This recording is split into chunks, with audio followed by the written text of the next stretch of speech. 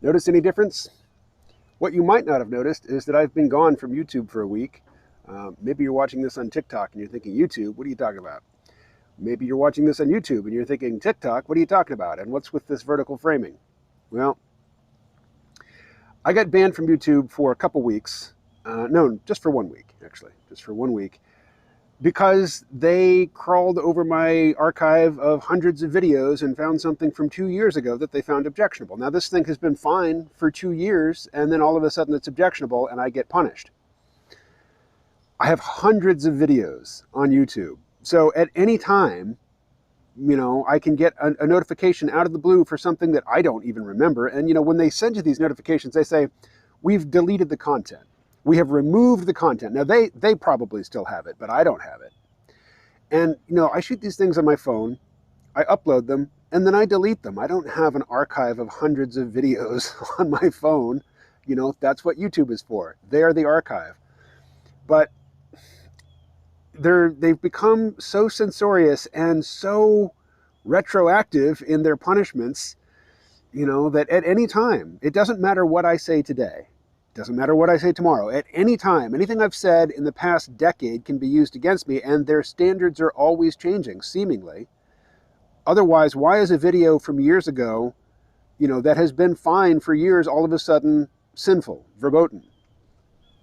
So I just can't trust YouTube to maintain, this archive.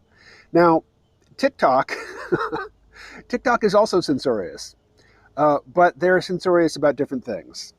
And typically, I don't have much experience with TikTok. Let me say that. This is all from reading that I've done. But the things that they don't like are the things that the CCP doesn't like.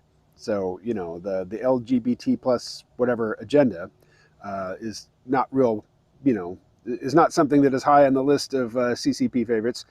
And they don't like dilapidated backgrounds. Well, hopefully this is rustic and not dilapidated. If you go over into my actual living space, it's quite messy and very cluttered, and that would certainly be de-emphasized. They wouldn't boost it, but I'm not counting on the TikTok algorithm to boost me at all. I'm just going to post links to my stuff, on my Patreon. Let's put a Patreon link on screen here. Not a link, but, It's real easy.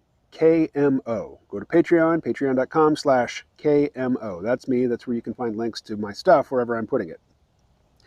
BitChute is a problem with this phone. I can't just start the upload and walk away, because if the phone goes into a low power, if the screen goes dark during the upload stops.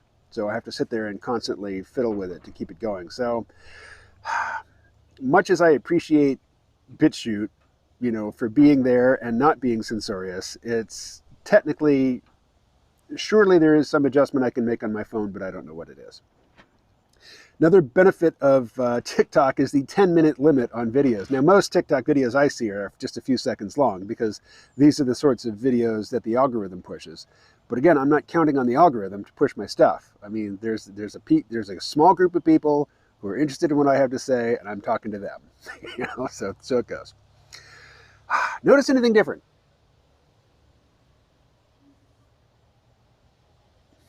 I'm wearing contacts. I got my first set of glasses when I was 13 years old. It was 41 years ago. I briefly flirted with contacts in my late teens, but I never really got used to putting them in my eyes. And so it didn't last. And in fact, I think I lost one of them almost immediately. So for a while, I was wearing one contact lens, which was kind of silly. But why now? I just got my eyes tested a couple weeks ago. I thought I was going to get new glasses because my old glasses were 7 years old. I've gained weight since I got them, so they were rubbing against the sides of my face and giving me a persistent little ouchie. So I thought I was going to get new glasses. And then I got my eyes checked for the first time in 7 years. And not only had my eyes not gotten worse, they'd gotten a little bit better. So I wanted the glasses because I was having trouble reading off the screen. Sometimes I do like audiobook type work where I've got a microphone right here and I'm reading off the screen.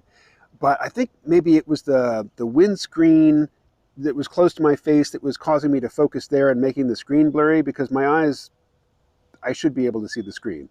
I did learn I'm getting cataracts, but they're early and there's nothing to do about it right now. Eventually, I want to get my lenses, the actual lenses in my eyes replaced, but that's expensive. I don't have the money right now. But I got contacts because I've taken a job in California, on the California side of Lake Tahoe at a ski resort called North Star. I'm going to be making snow.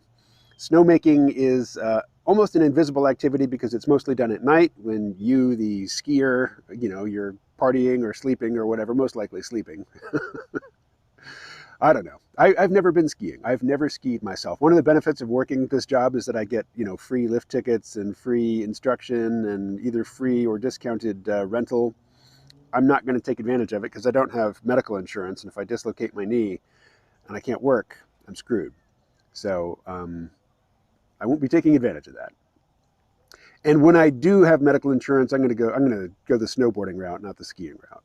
And I know at least one dedicated lifetime skier is watching this, and nothing personal, no offense. I'll be happy to go snowboarding with you, and maybe you're certainly much faster, and we won't be staying near each other on the slope, but still, could be fun. I'm looking forward to that. So why?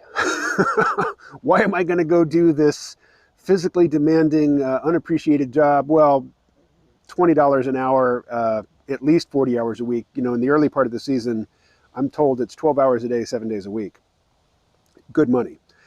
Another reason, though, is I hear there's a profound camaraderie that develops between the snowmakers, and I don't have that in my life, and I'd like that. That sounds nice.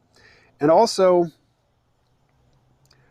I've also read that it is the most satisfying job on the mountain. And my future manager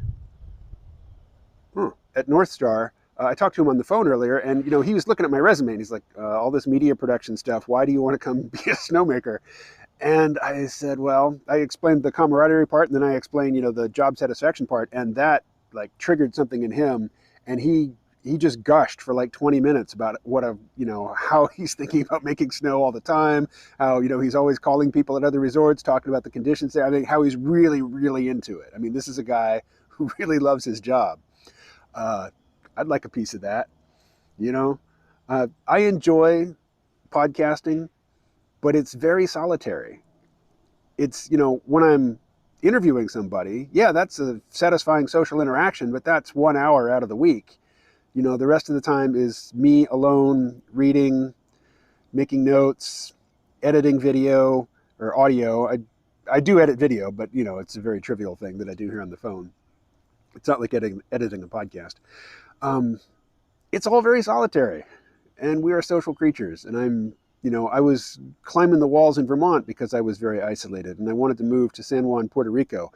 Happy not to be in San Juan, Puerto Rico this particular week. I already knew if I was going to move to Puerto Rico that I would probably spend a couple months of the year here in Arkansas. It would be hurricane season. Anyway, I'll probably live in Reno, Nevada. At first, I'm going to be living in a place called Kings Beach, California, which is just down the hill from the from the resort. But I'm going to be living in this, it's not a tiny house, but it's a tiny house for 11 people, and they have 11 beds in this place. So it's cheap, and they arrange it for me. It's like $300 a month, a little bit more than that. But it's like a barracks. And I'm easily going to be the oldest guy there. I'll probably be twice the age of most of the guys there.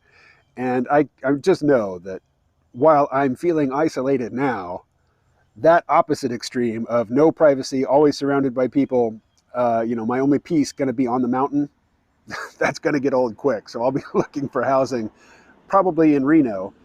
I don't have a car. Reno, Nevada is a 40-minute drive from the mountain, so I'll have to carpool with somebody. But, my, again, manager, a guy who goes by the nickname Hutch, he was telling me he's got a couple other guys, who are carless on his crew, so it's doable. It's going to be a challenge. Everything about this is going to be a challenge, and I'm still going to be podcasting too. That's going to be the real challenge. So back to making videos. Actually, let's go back to job satisfaction on the mountain for a second. I was talking to him, and one thing he told me which really appeals to me is that it's a very hands-off sort of job. You know, they keep an eye on the newbies to teach them what's what, but then once you're experienced and you know how to do your job, you get to pick how you do it. It's a very autonomous sort of thing. And, you know, I'll be riding snowmobiles over this big mountain at night. I know when I'm actually doing it, it's going to be cold. It's going to be long hours. You know, there'll be much to complain about in the moment, but looking forward to it, it's very appealing in my mind's eye. And, you know, I worked in Alaska on fishing boats when I was much younger, like half my current age, but it was very hard work and it was miserable. And it was 19 hours a day on my second assignment. And, you know, it was a small boat out of the Bering Sea, rough water. I was seasick for days on end. Absolutely miserable. I'm very happy to have that experience in my past now. I'm very happy to have come through that. You know, that was the summer. It could have been a very mundane summer doing, you know, unremarkable work in, I don't know, retail or something. I'm very happy to have that Alaska experience in my past. And at this point, I'm happy to have the snowmaking experience in my near future. How are we doing? 11 minutes and 19 seconds. So if this is for TikTok, it's got to be done, over. So I guess maybe this will be the YouTube advantage. I can go on for just a little bit longer, although not the full 20 minutes that Benjamin likes, you know, because that's how long it takes him to do dishes. And he won't care about this vertical format because he's just listening anyway. I did a podcast interview last night where I was the guest for somebody else's show. The show is called Doomer Optimism. I don't know when it will be available. I'll post a link to it in my Patreon, you know, when it is. I highly recommend that you listen to it. It was, when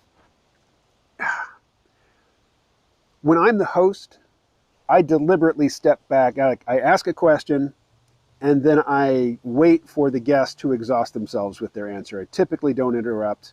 You know, I'm hanging back. My job is to get somebody else talking. When I'm the guest, it kind of takes a big personality to, you know, keep me in check, because I will just rant and my energy ramps up and I really enjoy it. It's fun. But yeah, I do take up a lot of space, metaphorically speaking, in those situations. So if you listen to the podcast, you'll see what I mean. If you watch it on, you know, watch the video on YouTube, you'll really see what I mean. All right. Anything else? There was a dog, briefly. It was during the YouTube ban, but if you go to my Instagram, I'll also be posting, like, when I'm on the mountain and there's really scenic stuff, you know, picturesque stuff that I want to share. The Instagram video limit is 90 seconds. So, you know, the quick landscape or, you know, very quick commentary, Instagram. Longer stuff, TikTok. Whether I have time to do anything on Facebook, not Facebook, what is this, YouTube? I certainly won't be on Facebook, promise you that. YouTube, it might happen, but I think moving forward, and I've had this intention for a long time, I've just never gotten around to it, but YouTube, I think, is mostly going to be for scripted stuff. When I'm just talking off the top of my head, that's the second most dangerous thing in terms of bringing down the ban hammer, you know, the censorship hammer from YouTube. The most dangerous is live streams. Particularly, you know, those multi-hour live streams I used to do where I was drawing and responding to the chat. I would read everything that people put into the chat, and a lot of times I'm thinking that's what got me in trouble. You know, it's not stuff that I was thinking about. It's not positions that I hold. It's not opinions that I have. But me just acknowledging somebody else's forbidden opinion, which would get me in trouble. So no more live stuff for YouTube. And I'm afraid that's going to include the Padverb interviews as well. I've been streaming those live and then making them unlisted so you could catch them live and participate live. But those are going to be audio only, you know, asynchronous in the future. So this is the effect of YouTube censorship. Honest opinions, off-the-cuff opinions, authenticity is punished, discouraged, you know? So you get safe stuff, or if stuff's going to be challenging, it's got to be scripted and carefully packaged, you know, carefully formulated so as not to trigger the algorithm. That's a perversion of our age, is people self-censoring in the moment, habitually so as not to trigger algorithms. That's perverse. YouTube, that's on you, people.